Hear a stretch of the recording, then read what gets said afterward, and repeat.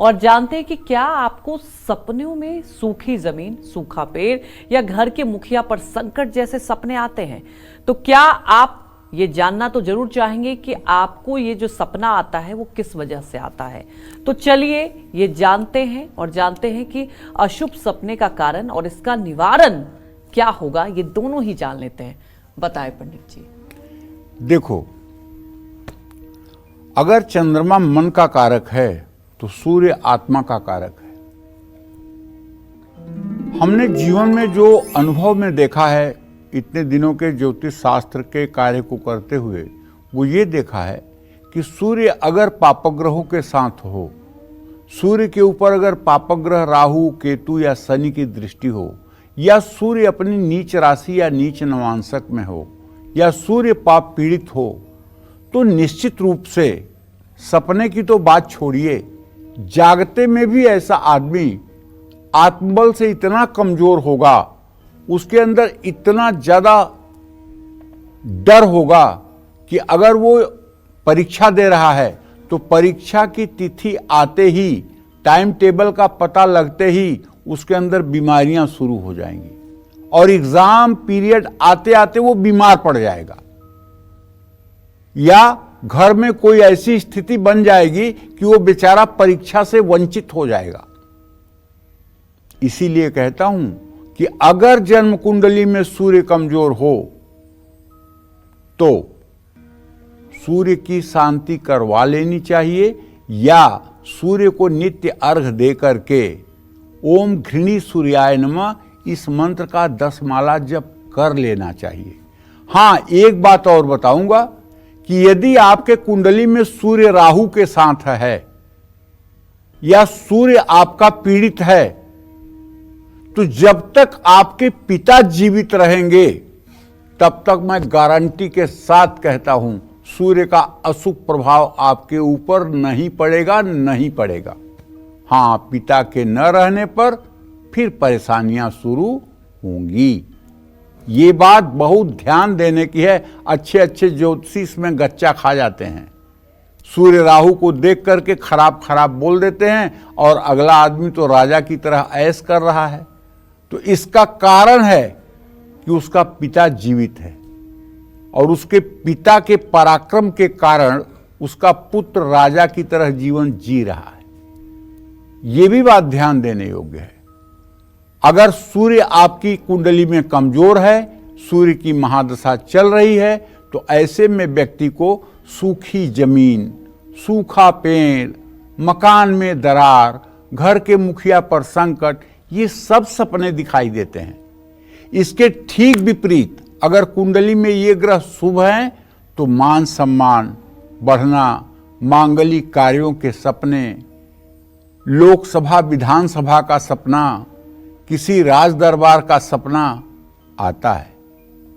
सूर्य की महादशा में आपको डरावने सपने आ रहे हों तो हर रोज सूर्य को जल देना चाहिए, आदित्य हृदय स्तोत्र का पाठ करना चाहिए, गायत्री मंत्र का 24 बार जप करना चाहिए और प्राणायाम जरूर करना चाहिए।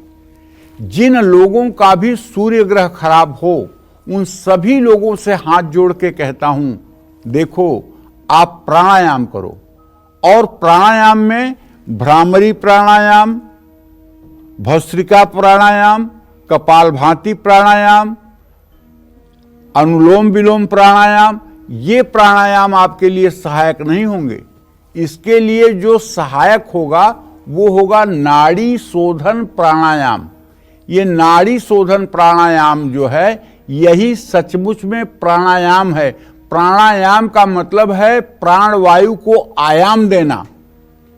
और चाहे कपालभाति हो, चाहे भस्त्रिका हो, चाहे उद्गीत प्राणायाम हो, कोई भी प्राणायाम हो, प्राणों को आयाम किसी में नहीं मिलता। प्राणों को अगर आयाम मिलता है तो नाड़ी शोधन प्राणायाम में मिलता है। इसमें बाईं नाक से 15 सेकंड तक श्वास को खींचा जाता है, 60 सेकंड तक दोनों नाक बंद करके श्वास को रोका जाता है और फिर दाहिनी नाक से 30 सेकंड तक श्वास को छोड़ा जाता है। तो इसमें 1 मिनट 45 सेकेंड तक प्राणों को जो आयाम मिलता है, प्राणवायु को जो आयाम मिलता है, यह है प्राणायाम। मार्कंडेय पुराण में इसका बड़ा विशद वर्णन किया गया है और इसकी सबसे पहली पहचान होती है कि ये प्राणायाम करने वाला 100 में 100% निरोगी हो जाता है। इसकी पहली अवस्था ध्वस्ती है। ध्वस्ती का मतलब शरीर के सारे रोगों को ध्वस्त कर देने की कला जिसमें हो, वो ध्वस्ती कहलाती है।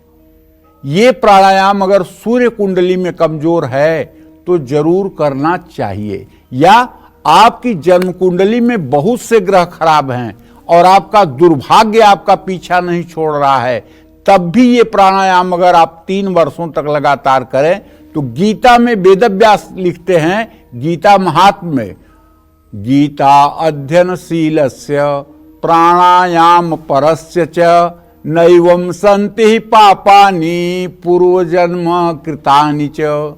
जो व्यक्ति नित्य गीता का अध्ययन करता है और प्राणायाम परायण है, अर्थात नित्य प्राणायाम करता है, नैवं सन्ति पापानि, उसको पूर्व जन्म के पाप प्रभावित नहीं करते हैं। ये सत्य वचन है, इस पर आप विश्वास करिए।